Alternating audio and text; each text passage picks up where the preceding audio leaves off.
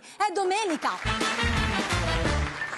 Il nostro programma che parla del tempo libero, del weekend, ma io già vedo Angelica, scusate, Angelica è già qui pronta che traffica, che stai combinando? Un profumo... Sto trafficando perché sto preparando il casatiello napoletano. Ah, hai capito? Hai capito?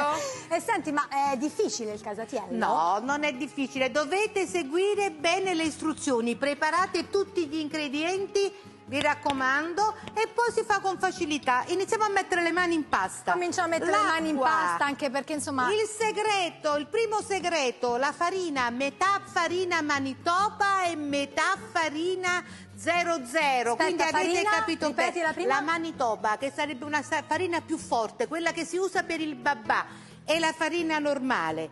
Poi nel lievito che andiamo a sciogliere, guardate che ci mette Angelica per fare un rafforzo, lo zuccherino. Questo zucchero, Angelica, lo metti sul sugo, lo metti, insomma, è un buon segreto, sì. Perché che gli fa lo zucchero? Lo zucchero fa in modo che la lievitazione avviene più facilmente. Ah, quindi agevola ecco. la lievitazione. Poi lo strutto che abbiamo sciolto. La puntina di strutto non ce lo vogliamo mettere. Scusa, ma rindo casatiello, che tu sai come si dice a Napoli? Sì, proprio un casatiello. Perché? Perché un casatiello è un poco pesante. Ah, quindi quando vuoi dire che sei un po' pesante. Strong, quindi che diciamo? Casatiello. Casatiello.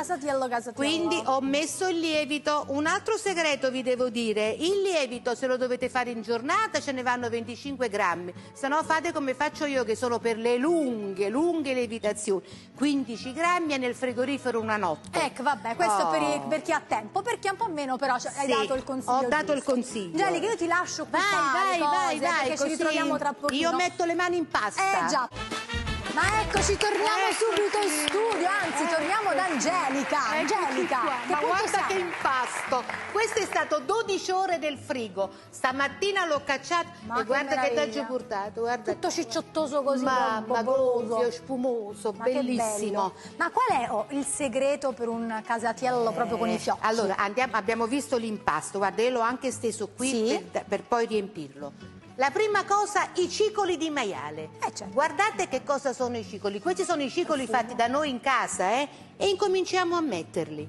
Poi i vari formaggi. I puristi dicono che il casatiello si fa con il salame e con il pecorino. Poi io sai che faccio? Mi preparo tutti i rimanenze dei formaggi e dei salumi. Ah, pensavo fossero uova. Uova, formaggio, gambucci, c'è sempre quel salumaio che ci vuole bene. No, io tenevo Salvatore. Salvatore, per piacere, mi dai un po' di rimanenze, e mi davo tutte queste cose che io poi vado a mettere, vedi, nel casatiello, perché andiamo a stendere l'impasto e poi piano piano lo riempiamo. Vi devo dire anche degli altri trucchetti, però, Vi devo dire degli altri trucchetti, perché a volte... a casa non si possa sentire il profumo. Non si può sentire il profumo, però si vede, si vede quello che facciamo. Una cosa importante, quindi ricapitolando: uova sodo, strutto, scicoli o ciccioli, comprateli freschi o li fate voi, il formaggio, pecorino in abbondanza, pecorino ce ne vuole proprio tantissimo. Da quel sapore deciso. E poi vedete qua che vi ho portato. Ma questo è il vero sapore del casatiello, il provolone del Monaco. Ah, quindi è questo il segreto. Qua, stagionato per dare quel sapore forte, piccante, capito amore mio? Ho capito. Quindi adesso, questo diciamo è l'ingrediente che fa un po' la differenza. Fa la differenza. Intanto vedi che ho fatto? Io ho tirato giù tutta bella diciamo la sfoglia, no? Che non è la sfoglia ma è l'impasto di pizza. Adesso è importantissimo, guardate quello che vado a fare. Vado a avvolgere l'impasto insieme al ripieno. Guarda, devo fare un salamone. Un salamone grosso, ben compattato. Il segreto è che non dovete riempire tantissimo, perché nel momento in cui andate a riempire tanto il casatiello, l'impasto non lievita. Cicciottello, Intanto vi ho portato la teglia di mio nonno Luigi, che ha 45 anni.